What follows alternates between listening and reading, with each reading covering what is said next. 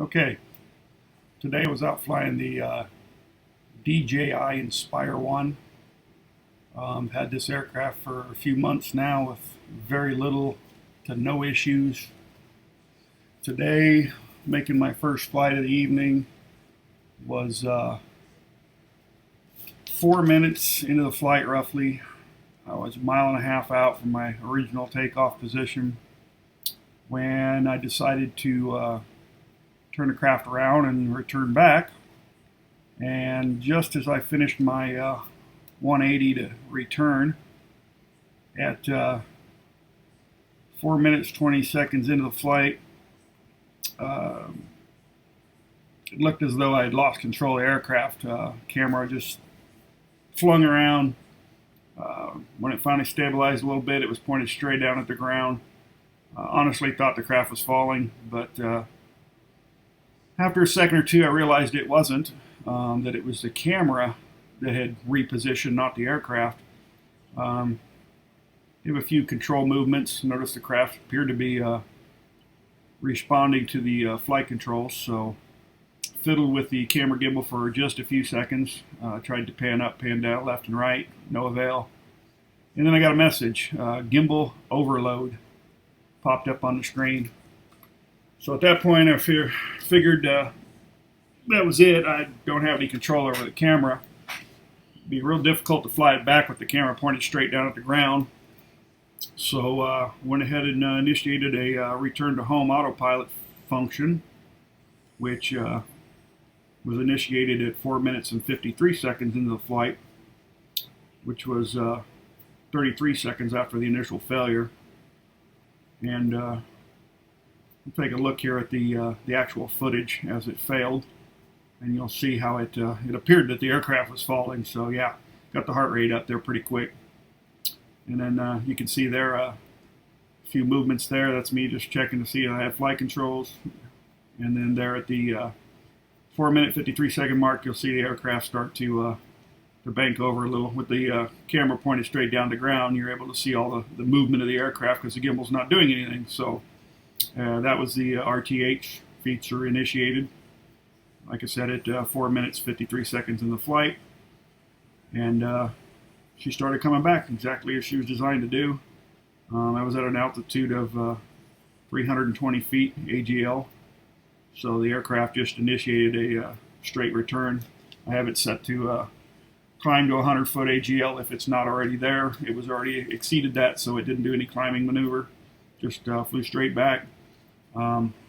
Still pretty much in panic mode at that point because really couldn't see it too well. I had the strobe lights on, but with it coming straight at me, it's a little harder to see the strobes. I could see it going out, but once it did that 180 turn, it's a little harder to see them because they are mounted towards the back of the aircraft.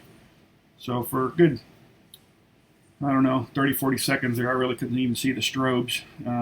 Once I got to the point where I could see them again, it wasn't too hard to see it coming back. At that point, I picked up my cell phone because I'm not doing any flying at that point, and basically recorded what was going on there. You can hear a little excited. That's a lot of money up there, so let's take a look. This is the cell phone footage. All right, video for documentation purposes. Got a gimbal overload. Camera's facing toward the ground. I have no control. The aircraft was a mile and a half away. Initiated a return to home. I have visual finally. Shaking like a mother. That's a lot of money out there, but she's doing exactly what she was designed to do, and that's bring her butt home. Plenty of battery time. I was a little over a mile and a half out. Something happened. The gimbal just went straight to the ground. I thought the bird was coming down, but it wasn't. It maintained altitude. I let off the controls. Got a message. It said gimbal overload. It appeared to be a stable flying aircraft though, so I initiated a return to home, and here she comes now. I don't know if you can see that or not. She's got strobe lights installed. She's coming right over the top of me now. Let's see if she'll do her thing and come on home all by herself. So far, so good.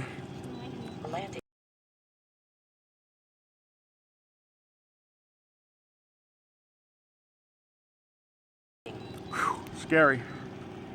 Real scary. That's a lot of money. I thought I was gonna have to use my Marco Polo tracking device today, but nope, she did her job. I don't know if you can see, look at the camera here. Still have no control over the camera. Hopefully it's still recording. And she's in a descent now. I'm gonna try and take over the landing right as it gets here, but yeah, it's coming in all by herself, doing exactly what it was designed to do. Whew, saved a lot of money. That's technology. Let's see what the camera looks like. And you know what? I installed a camera lens hood today, a glare hood. I wonder if that had something to do with it.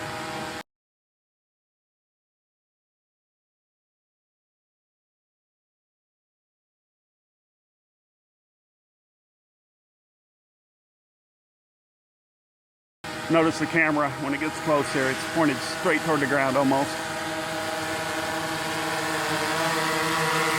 And I'm taking control. Notice the lens hood.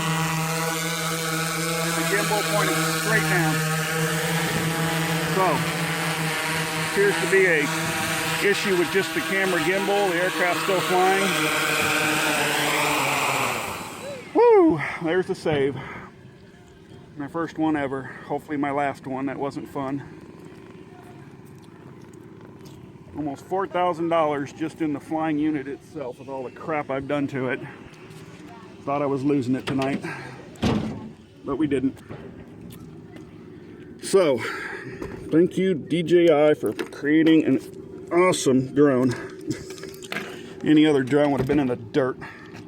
So, I'll try and get this video downloaded off the craft, and we'll compile this for YouTube. Let everybody see what happened. Hopefully never happen again, but she survived. 31% on the battery left. Let's take a look, see if I got a full map. Yeah, I don't have a full map, but we'll get that after we download the data. The distance, like I said, was about 1.5 miles when it got into trouble. Pretty scary. I don't like being that far away, but that's where we're at. That's it. I guess you could say I'm happy. I don't know if I'm happy. I'm happy it did what it was designed to do and come back. Not happy that it happened. I'm not really sure why it happened at this point. I'm going to do some research on the internet here, see if anybody else has had this issue. The only change I made to the aircraft since the last flight was the addition of a glare shield or a glare hood over the camera. So I'm thinking that might have had something to do with it. Even though this thing is made of plastic and literally weighs nothing, I don't know how that could have caused the problem, but it may have. So we're going to do a little research, take a good look at the camera, see what's going on. Maybe a fan failure. I don't know. At this point, I haven't really looked at it yet, but we're going to get it figured out or replaced, one or the other, because I don't want that to happen again. So there it is, my first major failure and survival, thank God. And I hope nobody else has to experience that. But if you do, hey, hopefully you're flying DJI, because you made it home. So see you guys later.